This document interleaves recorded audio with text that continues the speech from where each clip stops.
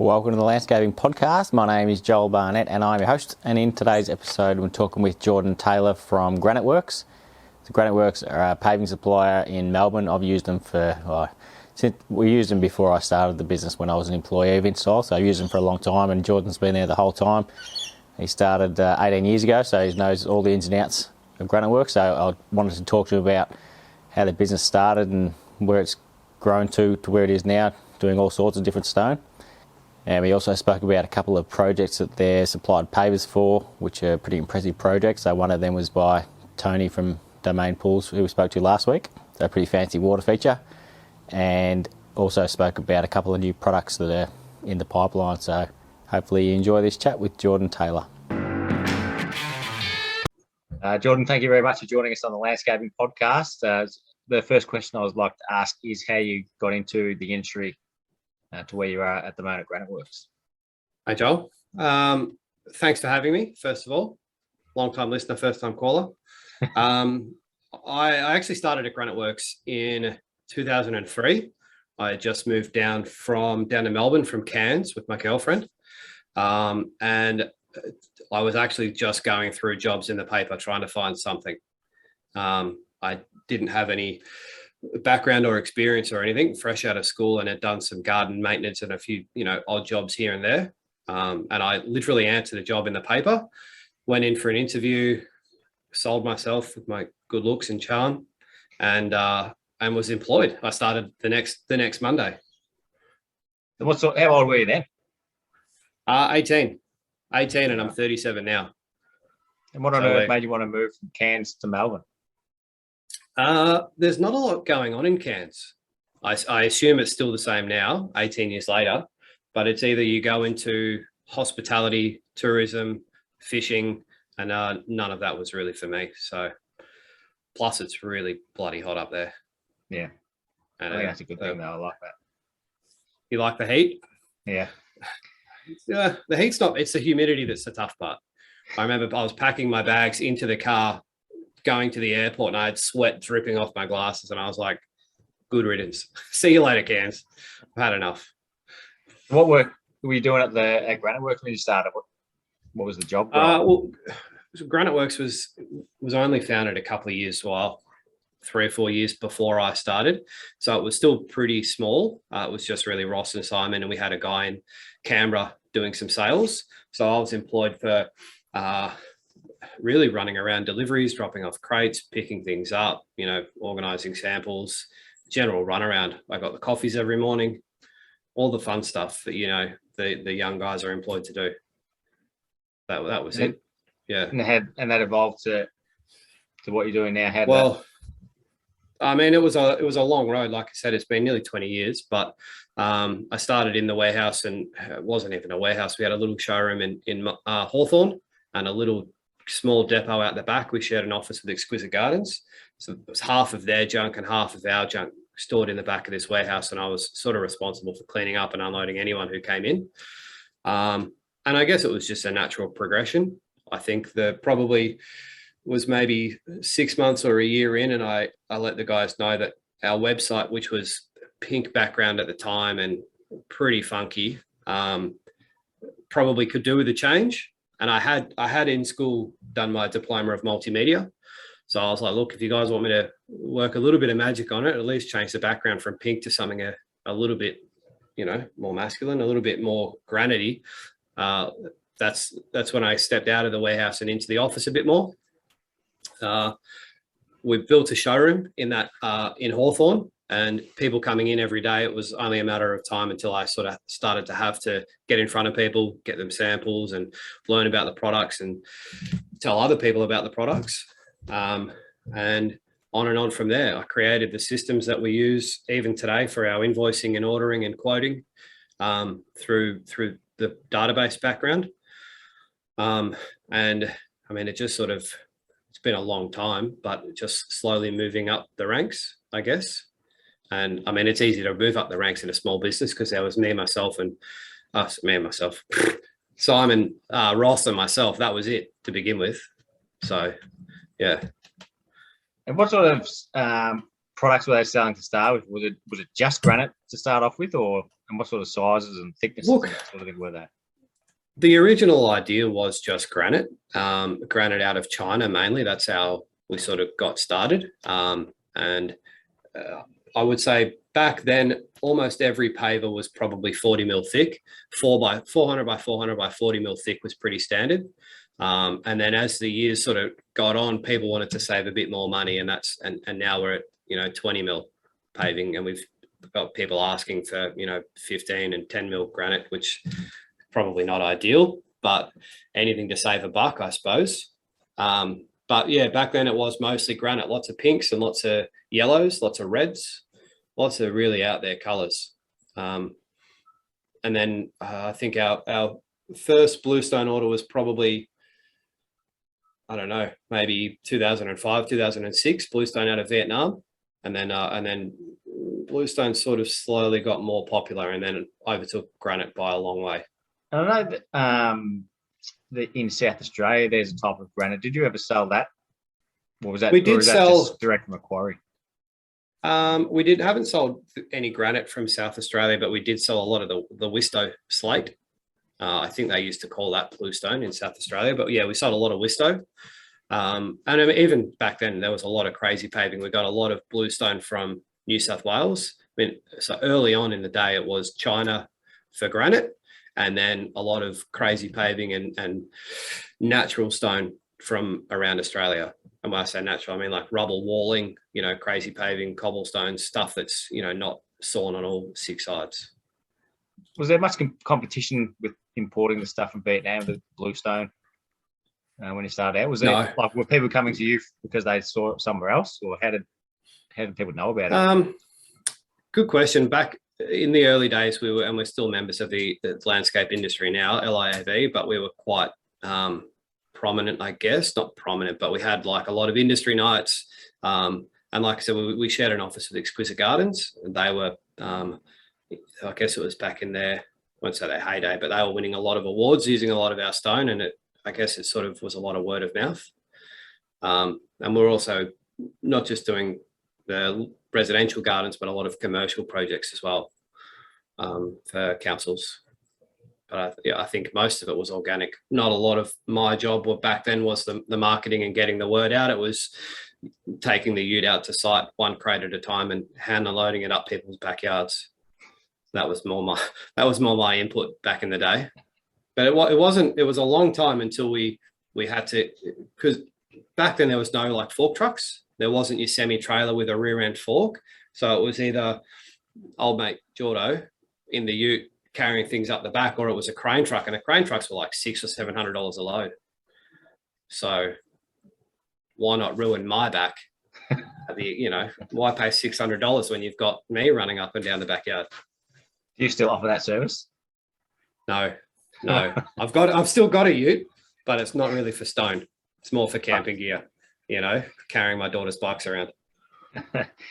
What sort of, has the percentage of commercial versus residential changed over time, and what sort of percentage is that at the moment? It has changed. I'd say right now commercial is pretty slim. Not slim, but there's certainly not as much of it.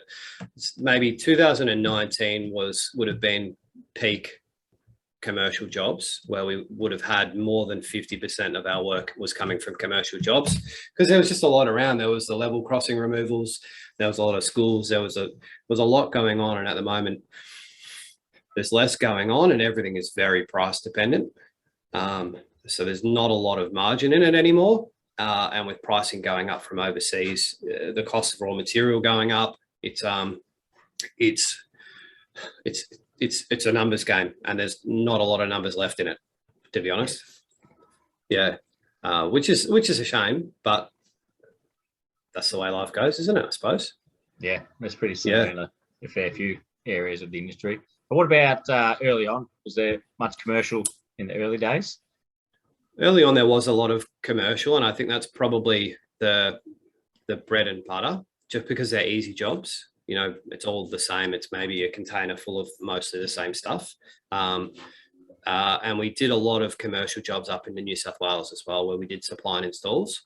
So that was probably the majority of it for a while, until we started getting into domestic landscaping through Exquisite Gardens and Tony from Domain, Bruce Winstanley and Ian Parker and stuff, all LIAV guys started picking it up and running from there, I guess. And then there wasn't a lot of competition.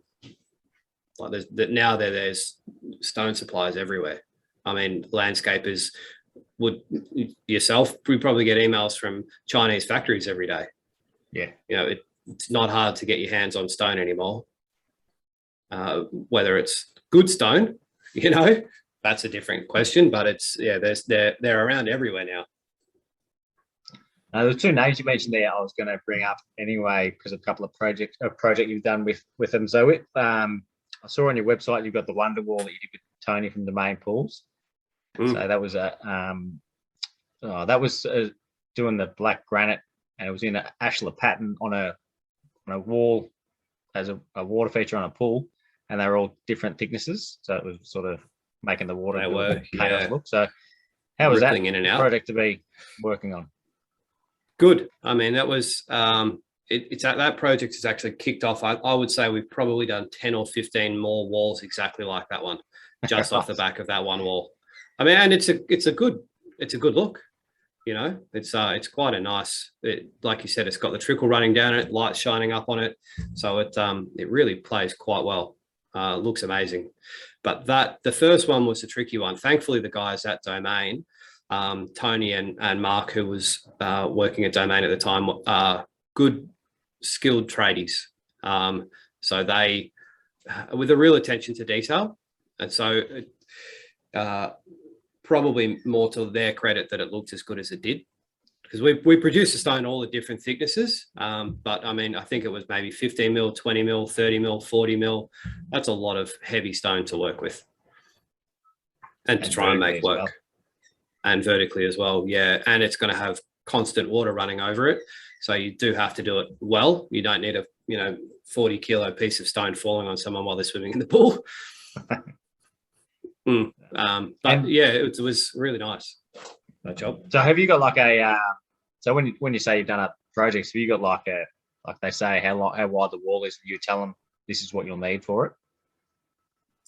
Yeah, there's a bit of back and forth with that, and I think we organised most of that with Mark from Domain, or who was at Domain.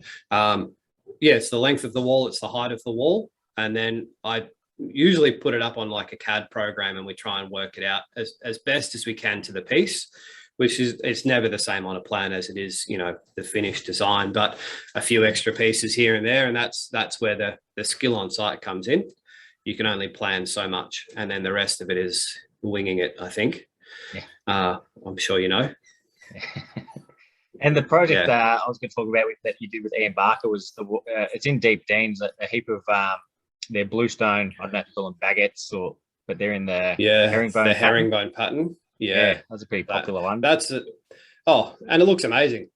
Yeah. But again, I mean, from our point of view, that's pretty easy. They say we need X amount of tiles this size. It's up to them to put them in. That's where the hard work comes in. And the guys at Ian Barker, I mean, they always do a good job, and they're the same. It's good attention to detail, and obviously Ian's a great designer, and the team at Ian Barker Gardens are great designers. So, I mean, it's a brave choice, I think, to say on paper, let's do a relatively small herringbone pattern over massive stretches of pathway, because it's such a small format. You would probably think, geez, it's going to look too busy or be too fiddly. I'm sure it was fiddly. The landscapers aren't going to want to do it, but I mean, credit to them for seeing it through, because it does look good, and people ask about it all the time. And again, just from the photos of that, we do herringbone all the time, little format herringbone, whether it's for little borders or feature paves. So it's come off very popular again. Yeah. And speaking of bluestone, I don't know if you've still got them, but I know on back at your Instagram you had some Victorian bluestone pitches that were like sawn. Yeah, the picture pavers. I assume they're like a limited number. Look, there are every day councils are pulling out old Victorian pitches from laneways because they just become too rough to drive on, and maybe they need to fix some plumbing underneath. They need to pull them out. So rather than put them back in at the 150 mil thickness, we trim them down to maybe 30 or 50 mil to be driven on. And then from there, it sort of snowballed into, well, if we can cut them into that, there's so many left over, what are you going to do with them? So we trim them into 20 mil pitcher pavers, we call them. They're 20 mil thick here or there, and perfect for like residential driveways or, you know, patios, entertaining areas where you want Victorian bluestone and you don't want to pave something that's 150 mil thick. And there are still a lot of them around. Like I said, they're pulling them out all the time, and then landscape yards have got them. They're on sale on Facebook, so they're still around. I mean, they won't last forever, unfortunately, but cutting them into 20 mil strips is certainly going to see them last a lot longer than they would have ordinarily. You know, I love them because they're such a unique product, because they're like literally each one is unique, and it's something for sure. Yeah, you don't see that often either. No, it's unique, and it's a part of, like, it really is a part of Victorian history. I mean, it's hard to know where they've all come from, but some of them we know, you know, streets of the city of Melbourne or in Hawthorn, our old laneway, the showroom we used to have, they were all pulled up and recycled. And it is nice to have a piece of history. It's nice to also use, it's nice to use something that's Australian, because there's not a whole lot of that going around anymore. It's nice to recycle something and have a bit of history. Yeah.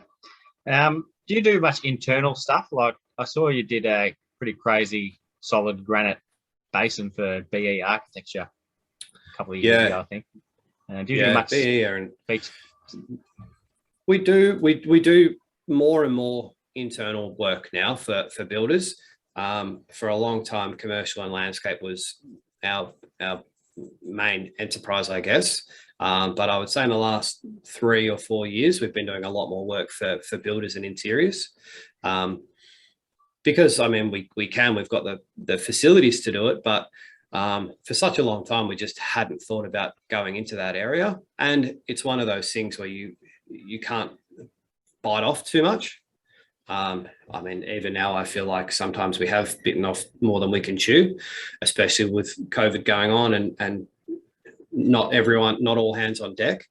But we can very easily produce all these sorts of things. It's just a matter of getting in front of the right people to make it happen. That's the hard part. That's it. Yeah, BE have been instrumental in sort of getting us up to that level. They did a big house in Armidale, Hampton Road, Armidale, which they call the Stone House, which is all rustic granite split all the way around the building, and it looks amazing. And then, I mean, that's been in magazines and newspaper articles all over the world, and so that's a good testament to the different things you can do with natural stone. I mean, that's another thing is there are so many different options. It really takes a unique designer or architect to, see that vision first and then put it down on paper, get a sketch for it, put it all together, and then come to someone and say, this is what I want to do. And then we could say, oh, geez, we can do that. Sure. Never thought of doing it before, but let's give it a go. So there's a bit much trial and error in the early days of doing, unique features like that. For sure, definitely. Especially, I mean, the hardest part, like anything, is just getting the brief right to begin with, and then carrying that correct brief all the way through. Especially with the factories. I mean, early on, the factories, and we still work with some of the same factories now, but early on, I mean, I guess it's like working with anyone. You have to sort of feel out the relationship and figure out what's going on. But I remember the first radial pool coping job we did, we sent texted out the coping and sent it off to the factory, and it came back, and every little texter line and wobble pencil came in exactly where it was, which is a credit to them for their attention to detail, because it would have been a lot easier just to make it a nice curve. But every little wibble and wobble, and it was all in there. Didn't look right. We did have to replace that one. But I mean, they're just all the lessons you learn along the way. Yeah. But it is a lot of that stuff. And every time we try, like we started in China and we get stuff now from lots of different places. And every time you go somewhere new, the factories are already there and they're set up. But they say, like in Turkey, they do a lot of, say, 610 by 406 travertine. They might do a few different sizes, and that's sort of all they want to do, because that's where they make their money. That's really what they do. And then we go to them with one of these funky designs and say, how about we do this? And they're like, oh, I don't think so. It's not what we do. So we just have to give them a little nudge. Come on, well, let's do some test pieces. Let's try it out. Let's give it a go. Let's try this first. And then over time, you send them another one of these curly plans and they're like, cool, let's go. But yeah, there is a lot of trial and error. Is the Turkey doing that size? Is that because of the North American market? Is that where they sell most of their stuff to, and that's like their unit of measure? They do. I think it's probably comes back to inches for sure. Yep. I reckon it's probably where it is. And it's probably started in Europe, to be fair. But they do sell a lot to North America, to the point now where, I mean, America's very busy at the moment, and our Turkish factories are, I won't say they're too busy to do our work, but we're not their top priority at the moment because there's just so much going to other countries, especially to America. Like we've had even shipping lines cancelled from Australia, and they've redirected them to America because there's just so much going on. Which, I mean, unfortunately, Australia, we're just a pretty small fish all in all in a global pond. So we get the raw end. No, the shipping lines don't like coming out here because it's such a long trip. There's not really anywhere to go on the way. So it's culminated in a bit of a perfect storm where pricing's through the roof, lead times are longer than ever, and we're really getting shafted pretty well. Now, how has COVID impacted you? Because I remember speaking to you back in March, the first March that happened, and you said, I think that was the busiest March you'd ever had. But did it stay like that the whole way?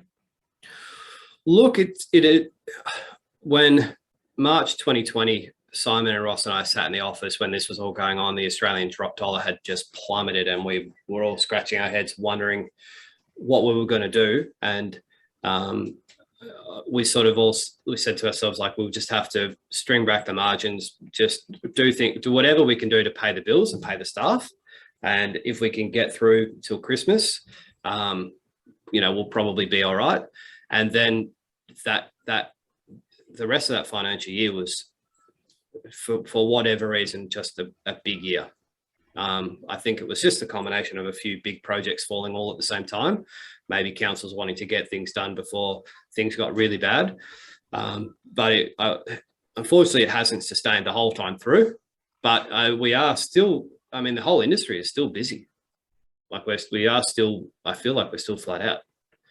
Not really probably breaking any massive records, but there's no shortage of work. We're busier in South Australia than we have ever been. Same as New South Wales and Queensland. So, and Victoria's buzzing.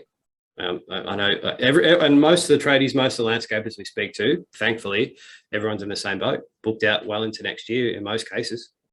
So have you got any other shop fronts like in different states, or do you just all ship it out of Melbourne and sell it out of Melbourne? Yeah, we don't anymore. We had some. We had one in Canberra, and we started up in Adelaide, but everything now is just run out of our Melbourne office. And we have depots in the different states. So in Sydney and Brisbane and in Adelaide, we've got depots that we send our stuff to, and reliable contractors that we use for deliveries, basically. I would love to have a presence everywhere.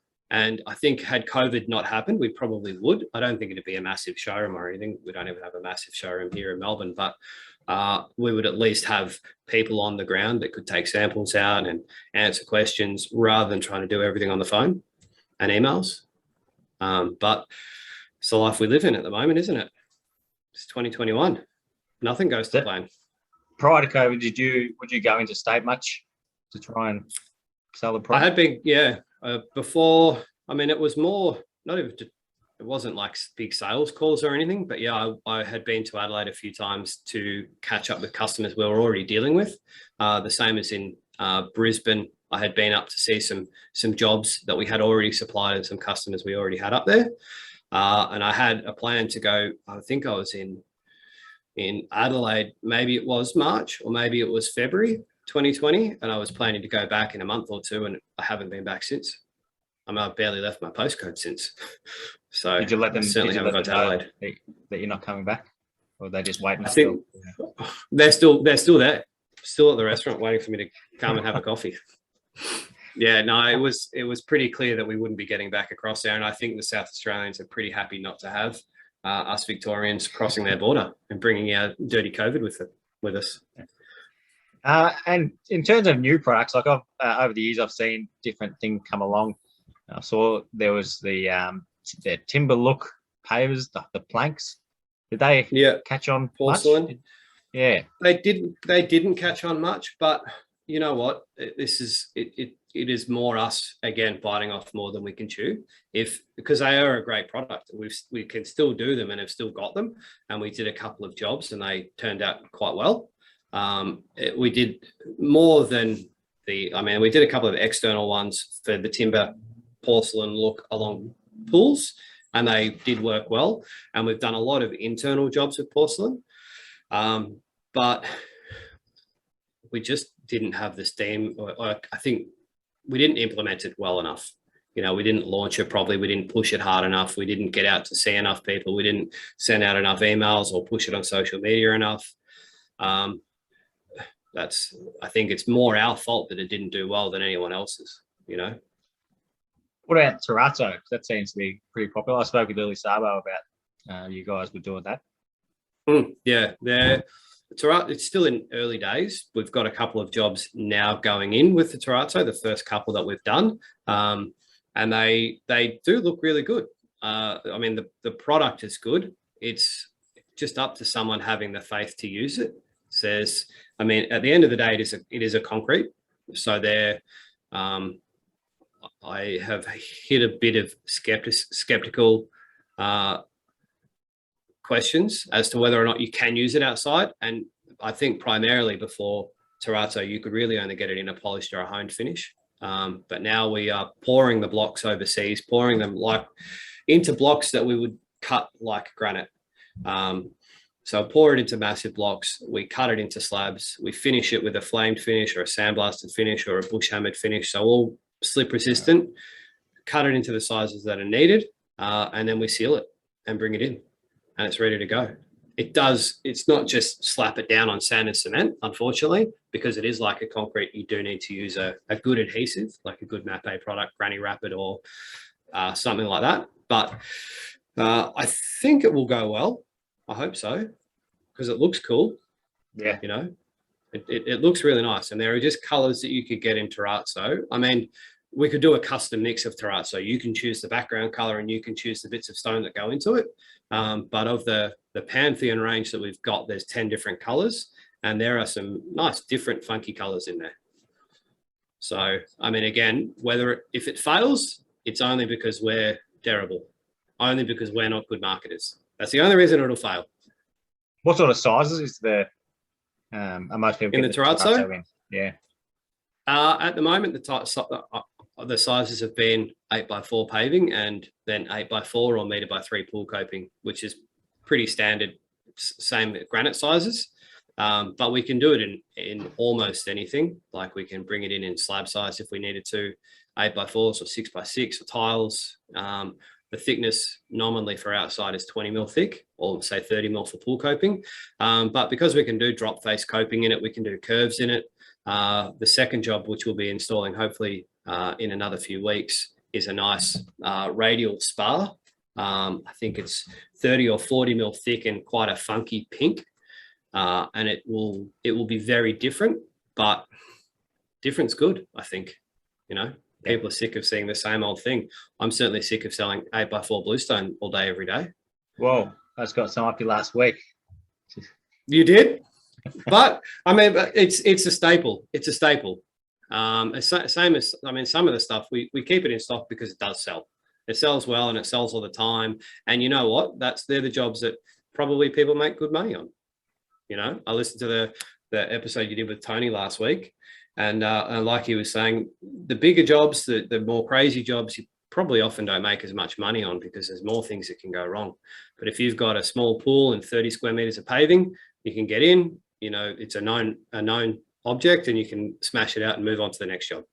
So 8x4 bluestone has its place, but I mean, I do like to see different things. That's what keeps my interest in it. You know, working with the designers and the architects and the guys with a real vision, like Lily. She has some great designs. There's nothing better than seeing someone do something different with the same products or even different products, putting a different spin on it. Because it keeps it interesting, you know. Yeah, the house I used do the same thing. The house I used was built in 1860, so I don't think the pink terrazzo would have been. No, pink terrazzo. Well, probably not. No, probably not, and that's fine. Like it has its place for sure. Same as the picture pavers, they're great. Can't use them everywhere. Yeah, but I love the different products like a pink terrazzo or something that's unique, because like you said, there's a million paving suppliers and they're all selling the same thing. So you want to stand out and be able to have something different as well as your that's it. Yeah, for sure. And that's where we're trying. We are trying to differentiate ourselves from, you know, the run of the mill paving supplier, because a lot of the products we do have in stock are a bit of a commodity. You can call us, and if we don't have it, you can call, you know, the next shop down the road and they've probably got it. And we keep it in because they do sell and they sell well. But I like I said, I really do like to do the different things, the interesting things. And we don't want to fill up our warehouse with just sitting on stock that's the same stuff over and over and over again. Maybe not the best business decision, I'm not sure. But it's nice to do custom orders when people have the time to wait for them, for sure. Have you ever had someone come to you and ask you to do something and said, we can't do it? For sure. I had someone call me earlier in the week and they want they've got a penthouse apartment that they're doing, and they wanted a block of granite to use as their kitchen table, like an island bench. They wanted it 900 mil high. They wanted it 1.5 meters wide, and they wanted it 3 meters long. I was going to weigh something like 35 ton. And I was like, well, you can't do it. It's like, what do you mean? I'm like, well, say we got it here. You've got to get it to the penthouse, and then whatever is underneath it has got to hold it up. He's like, oh, well, what if we didn't do it at, you know, the full height? We just do it at, you know, maybe 300 mil, and then we put it on a frame. I'm like, you're not really hearing what I'm saying. There's an option, like there's a way to do it, but it isn't solid, unfortunately. Yeah. That's big and that's heavy. But where there's a will, there's a way. So if someone does come to us with something like that, there is always a way to make something. It might not be exactly what you had in mind, but there's always a compromise and a bit of a tweak in the design somewhere that you can have the same effect, but something that's a little bit more practical. Yeah, for sure. That's why like the Caesar stone bench tops, they've got the ply underneath. They're not a solid piece that they appear to be. Yeah, for that same reason. Yeah, I mean, it gets heavy very quickly. Stone gets very heavy very quickly. Yeah. I've seen, I don't know if you're doing anything this year on the block, but I know that you guys do a bit with the block and the Melbourne International Flower and Garden Show. Do you enjoy doing that kind of stuff? Is it worthwhile for you? I mean, neither of them are worthwhile from a financial standpoint. And I don't think anyone who has ever done a display at MIFGS or has been on the block as a contractor has ever gone into it thinking, here's my time to make a mint, you know. But it's nice to support our customers when they are doing a stand at MIFGS, especially because they're the designs that are usually a little bit different. Someone's trying to do something a little bit different. They stand out a little bit, and that's the stuff that we like to get involved with.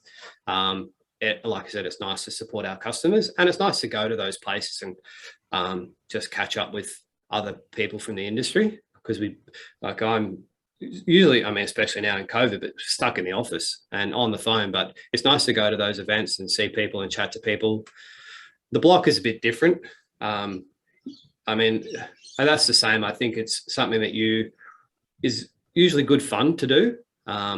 You wouldn't want to, you couldn't maintain a business doing that all day, every day, especially supplying things and not getting paid for them, or getting paid, less than they're worth just for the TV show. But I like doing them, especially if it is going to support one of our customers. I mean, if someone came to me that I had never dealt with before, a landscaper, and said, look, we're doing the block this year, and we want you to display X, Y, and Z, I'd say, look, it's probably not for us. But when it's someone like yourself or Lily or like Garden Construction did one a few years ago, I think the first block we were ever on was on 2009. and it was with the guys from Exquisite Gardens. And even back then, Simon from our office went down and got mic'd up and was interviewed and spent days down there and spent probably $7,000 or $8,000 worth of stock down there to be paid $300. And then none of the footage ever got to air. And you get a mention on the Block website and a link to your website, and enjoy. That's it. So yeah, the amount of money some people spend like suppliers on there is insane. It's phenomenal. And I mean, I'm a little bit salty about. I'm getting saltier and saltier about the Block as the years go on. Only because we get phone calls from people saying, "Oh, they did a pool in a week, so let's do the same." And it's just setting a bit unrealistic expectations. Well, how come this couple from the Block can have all this stuff and their budget came in under 10 grand? Like, well, that's movie magic, my friend. It's not the real world. Tell them to get their landscaping done by that person. That's right. They can obviously do it for that much. Yeah, they're magicians, not landscapers. They're magicians. Yeah, but we're supplying another TV show coming out on Channel 9 later this month, the end of October, for Shayna Blaze. She's been doing up a house that they bought in Kyneton, and we have supplied some. I'm honestly not sure how much I'm allowed to say because they've got some pretty good NDAs and stuff in place, but they have done a teaser trailer for it. I can tell you that much. It's coming out the end of the month, and yeah, we did supply a bunch of product to that, and that was actually good fun to supply to.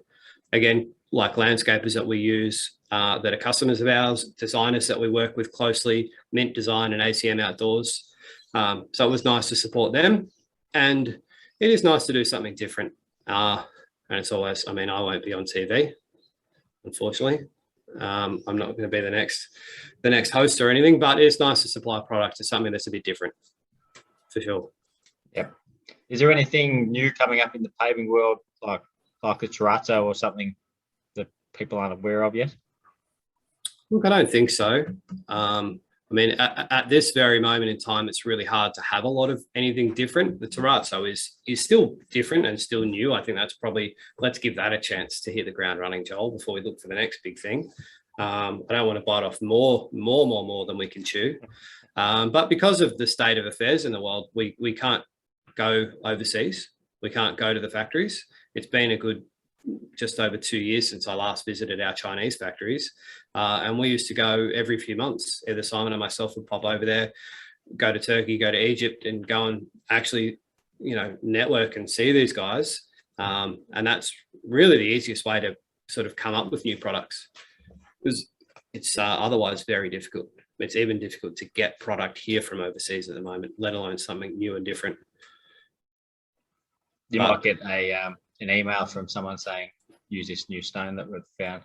I'll get some of those emails, so that's a good way to get something. For sure. Look, there are definitely natural stones that we don't have here yet, like that people don't really bring in. But usually there's a reason that they're not here yet. They're usually quite funky and out there, and no one really wants to use them, or they're bloody expensive. One of our nicest products is the aniseed granite, and which we've had for a long time. It's a black granite with a nice sparkle to it and a nice white vein running through it. It's the densest granite that I've ever seen, to the point that there are some blocks you just can't seal because it's too dense. But it's a beautiful stone. It's very expensive. So it's usually reserved for your Toorak and your Hawthorn and your Kew houses. I would love to see more of that get out there, but unfortunately it's just not in everyone's budget. But beautiful stone. And there are many more like that. It's just not always economical. Yeah. In the early podcast, I was asking people what their favourite plant was. But what I would like to ask you is if you've got a favourite stone. Look, I think, do I have a favourite? Good question. Probably the aniseed is my favourite. I do like it, that one that I was just talking about, that black with a nice vein and a nice little sparkle in it. It's something different, not seen every day. I wouldn't say bluestone. I'm trying to think if I was to say redo my landscape, what I would use. It wouldn't be the expensive one. I'm none of that sort of money. But at my last house, I used Tasman Grey, which is a pretty stock standard, good, reliable old colour. So yeah. I guess Like if a there bluestone is a version of granite. it is, yeah. It's inoffensive. It's economical. It's hard wearing. You know, so it ticks a lot of the boxes. As an everyday favorite, I guess that'd be the one. As a bit more of a unique one, the aniseed is pretty good. Yeah, there you go. Right. I don't know much you very about much. plants, so I'm glad you didn't ask me that one. I don't know much about pavers, so I'll stick to the No. plant side. I think you've thank you probably very got much, a bit of an all-round knowledge. You got an all-round knowledge on plants and pavers, so don't sell yourself short. Yeah, that's it. Jack of all trades, master of none. That's right. Thank you very much, Jordan. Appreciate your time. No worries, mate. Thanks for having me.